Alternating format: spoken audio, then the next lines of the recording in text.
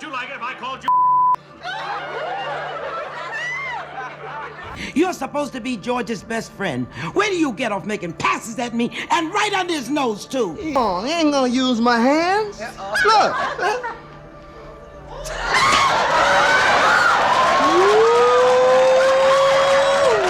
They called us in April, like in the middle of hiatus, and to say that we were canceled. Why did the Jeffersons, one of TV's most loved shows, suddenly end? What happened that caused such a popular series to go off the air for good? Was it a single scene, a controversial moment, or something deeper behind the scenes? I didn't realize it. My cousin in New York is the one that called me and said, I understand that Jeffersons has been canceled. I said, who said so? I hadn't heard. Fans were shocked when the show disappeared without warning. Could this infamous scene really have been the reason the Jeffersons came to an abrupt end? Well, we're moving on now to the side. When The Jeffersons aired in the 1970s, it didn't just entertain people, it challenged how they thought. One big way it did this was by showing Tom and Helen Willis, one of the first interracial married couples on television. Back then, the idea of a black person and a white person being married was still a sensitive topic for many people. But the Jeffersons didn't shy away from showing their love, even though it made some viewers uncomfortable. Interracial marriage was a hot topic in America when the show premiered. Just a few years earlier, in 1967, the Supreme Court ruled in the famous Loving v. Virginia case that banning interracial marriage was unconstitutional. Movies like Guess Who's Coming to Dinner had started to explore the idea of mixed-race couples, but TV was still hesitant. Many people weren't used to seeing interracial couples in their real lives, let alone on their screen. What do you say to that, Helen? I believe. This is what made Tom and Helen Willis so groundbreaking. Played by Franklin Cover and Roxy Roker, the Willises were neighbors of George and Louise Jefferson. George, known for his strong opinions, didn't accept the Willises at first. He even called them names like chocolate and vanilla and zebras. But over time, George grew to respect and befriend Tom and Helen. What happened to that 6-week-old stuff you used to give me? Oh, I threw that garbage out. Nothing but the best for you from now on. The show also tackled how their relationship affected their family. The Willis' daughter, Jenny, married George and Louise's son, Lionel. Later, the couple had a child, but ended up divorcing in season 8. These storylines showed the struggles and triumphs of mixed-race families in an honest way. Not everyone was happy about the Willises being on the show. In one episode, Tom and Helen shared a long, tender kiss. For some viewers, seeing a black woman and a white man show affection on screen was shocking. Network executives even tried to cut the scene, worried that people would protest or that some local stations might stop airing the show. Norman Lear, the show's creator, wasn't afraid to take risks. He believed in showing real-life issues, no matter how controversial. Along with producer Fred Silverman, Lear fought to keep the kiss in the episode. In the end, the scene aired, and while some people complained, there wasn't the widespread backlash the executives feared. We've been doing that pretty good. At a time when many people were still uncomfortable with interracial relationships, Tom and Helen helped break barriers. Today, mixed-race couples are much more common on TV and in movies, but it's important to remember the shows that paved the way. The Jeffersons used comedy to make people think, and the Willises were a big part of that legacy. Before the 1970s, black people were barely shown on television. When they did appear, they were often shown as silly clowns or scary criminals. These were harmful stereotypes. Black families and their real lives were not part of TV stories. But this began to change in the 1970s with shows like Good Times. Gee! gorgeous hunk of woman here. Good Times, created by Norman Lear, was a big deal because it focused on a black family, the Evans family. For many people, it was refreshing to see black actors in leading roles. However, not everyone was happy. Some people, including members of the Black Panther Party, thought the show still sent the wrong message. They met with Lear to talk about their concerns. They pointed out that black characters on TV were always shown as poor or struggling. In Good Times, the father had to work several jobs to take care of his family, and the characters often wore cheap-looking clothes. The Black Panthers wanted TV to show successful black families too, not just ones who were struggling. Lear listened to these complaints. He realized that TV could do more to show different sides of black life. This led him to create The Jeffersons, a show about a wealthy black family living in New York. The Jefferson family owned a chain of dry cleaning businesses, which helped them move on up to a fancy apartment. The Jeffersons was one of the first shows to show a black family living the American dream. They were successful, but still dealt with racism and other problems, making the show feel real. Nothing's happening. I'm just enjoying life lately. Oh, yeah, well, it is kind of nice around here, ain't it? Kind of nice. This is... Before shows like Good Times and The Jeffersons, black characters on TV were not realistic. For example, in 1968, Diane Carroll starred in a show called Julia. She played a nurse raising her son alone. While it was great to see a black woman in a professional role, the show ignored the realities of racism and struggles black people faced at the time. Many felt her character seemed like a white woman played by a black actress. The 1970s brought a big change. Shows like Sanford and Son, Good Times, and later The Jeffersons started showing more realistic black characters and families. They included humor, but they also dealt with real-life issues like racism and money problems. The scum we're trying to get out of this building is you, boy. Boy! The Jeffersons stood out because it showed a side of black life that hadn't been seen on TV before.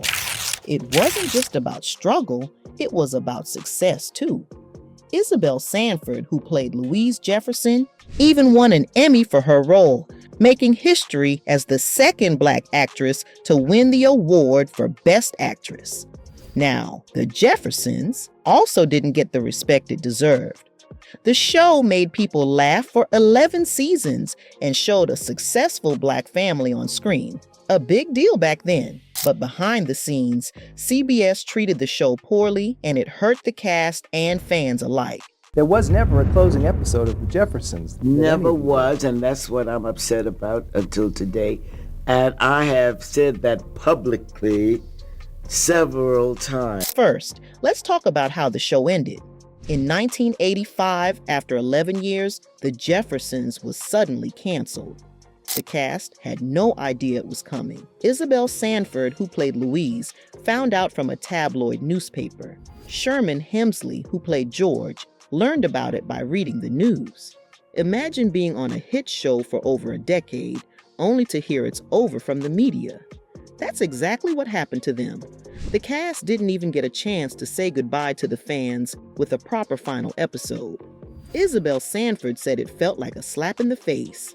Compare that to other long-running shows like Mass H or The Mary Tyler Moore Show, which had big farewell episodes. It's no wonder the cast felt disrespected. They called us in April, like in the middle of hiatus, and to say that we were canceled. CBS's disrespect didn't stop there. During its 11-year run, The Jeffersons was moved to a new time slot 15 times. Successful shows are usually left in the same time slot so viewers know when to watch. But CBS kept bouncing The Jeffersons around, making it hard for fans to find. It's almost as if CBS didn't care about the show or its audience. Yet, The Jeffersons was a big hit for years, even ranking as the third most watched show in its 8th season. So, why treat it like it was a problem? Many people believe the way CBS treated The Jeffersons had to do with race. It was one of the first shows with a mostly black cast to reach the top 5 in TV ratings. But instead of celebrating that, CBS didn't give it the same respect they gave shows with mostly white casts. When those shows ended, they got special goodbye episodes. They also got better time slots that stayed the same for years. The Jeffersons didn't get either of these things, and that's hard to ignore. Even though CBS didn't treat the show right, the Jeffersons still left a big legacy. Fans loved the show so much that it won awards years later, like a TV Land Award for Favorite Cantankerous Couple. Today, new generations are discovering the show on streaming platforms, keeping it alive. I didn't realize it. My cousin in New York is the one that called me and said, I understand the Jeffersons has been canceled. I said, who said so? I hadn't heard. So, Monty co-created the popular show Good Times with Mike Evans. He had many great ideas, but he believed some of them were stolen by Norman Lear, a famous producer.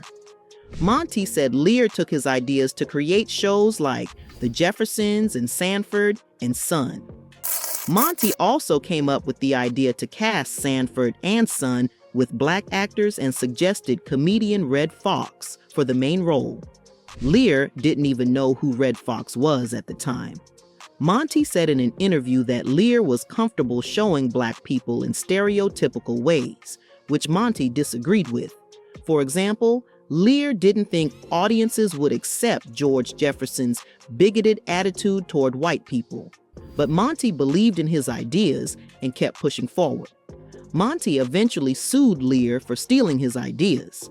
He was offered a settlement of $1 million, but after that, Monty said he was blackballed or banned from the TV industry. This made it hard for him to continue working in Hollywood. Still, he created the show What's Happening?,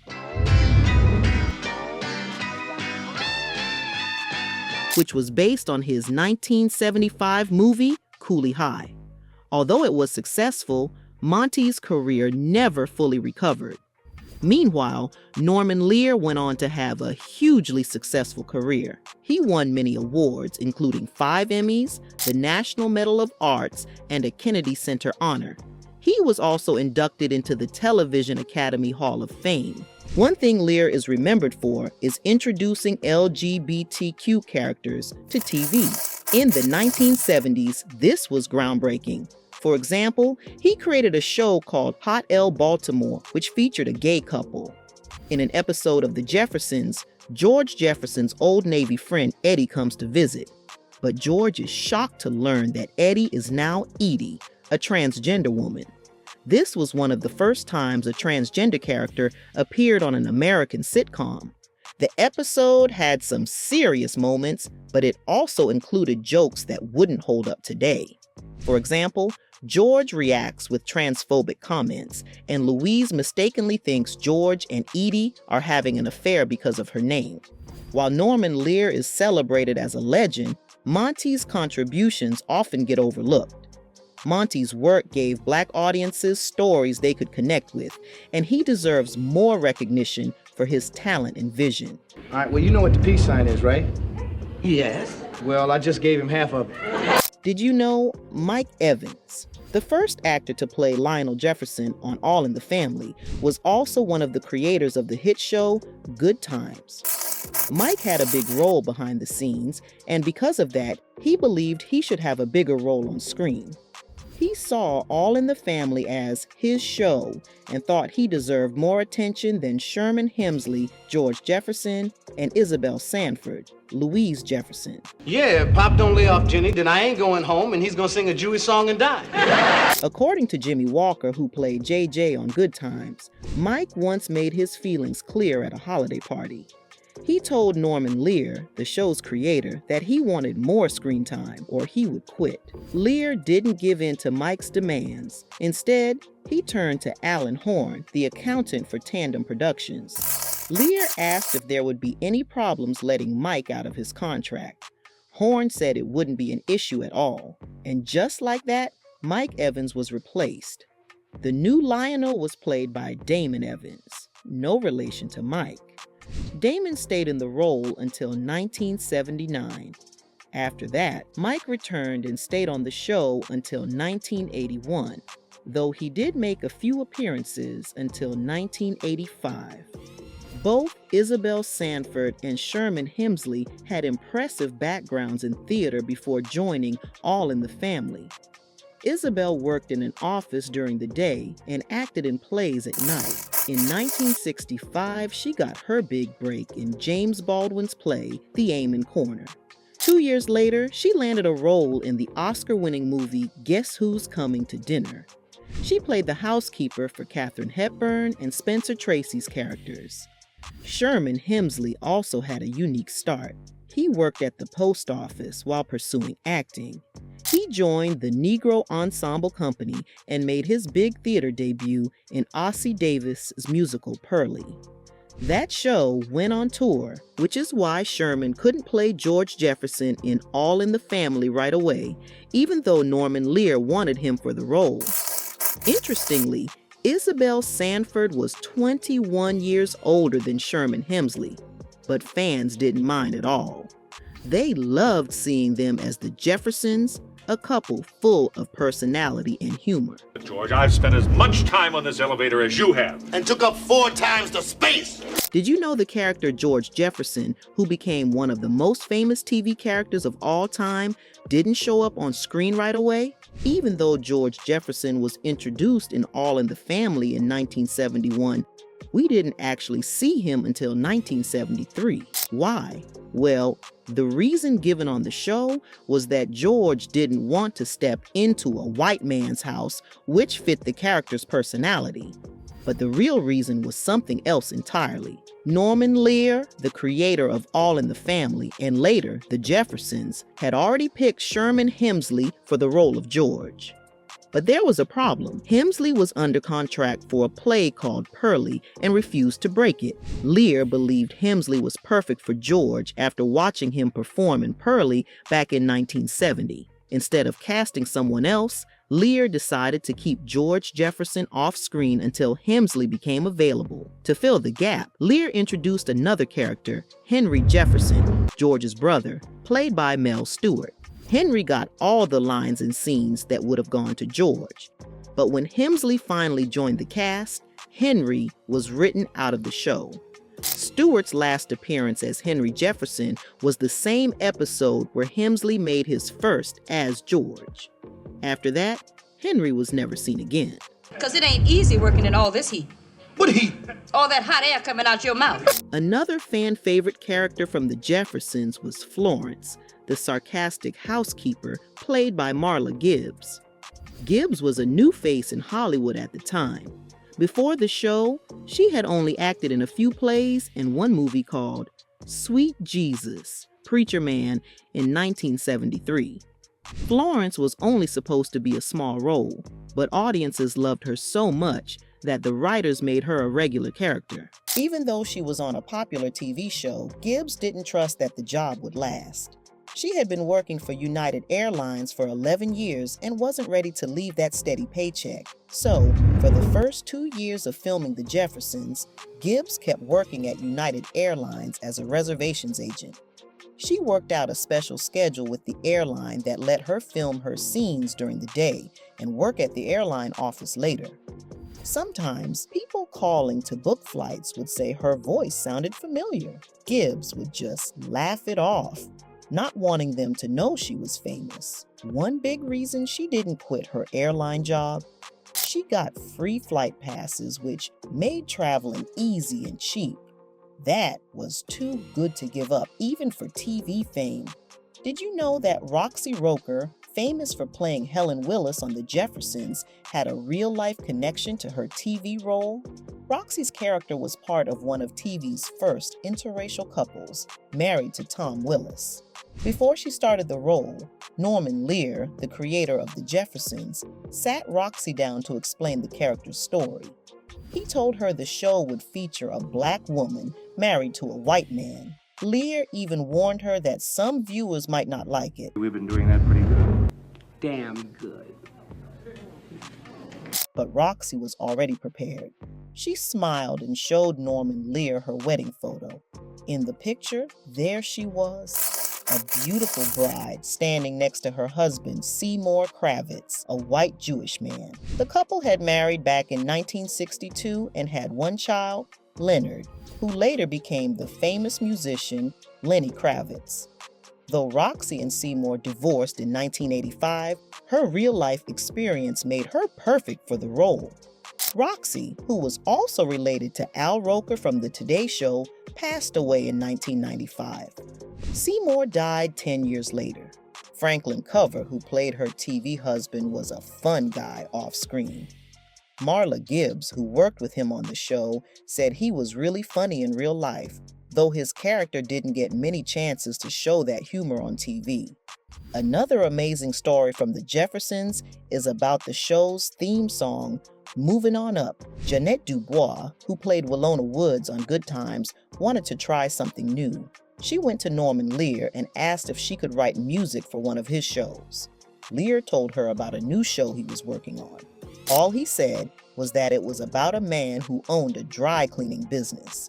Well, we're moving on up to the side. Dubois came back with a song that surprised Lear. She wrote about a couple moving up to a fancy penthouse on Manhattan's Upper East Side. It was a perfect fit for the Jeffersons. How did she know? She didn't. Dubois just wrote from her heart. She had always dreamed of moving her own mom to a penthouse in New York, and her lyrics reflected that dream. She co-wrote the song with Jeff Barry, who was known for hits like Be My Baby. They recorded it with a big 35-piece gospel choir, and the result was unforgettable. Moving On Up became one of the most famous TV theme songs of all time. Hi, Mrs. J.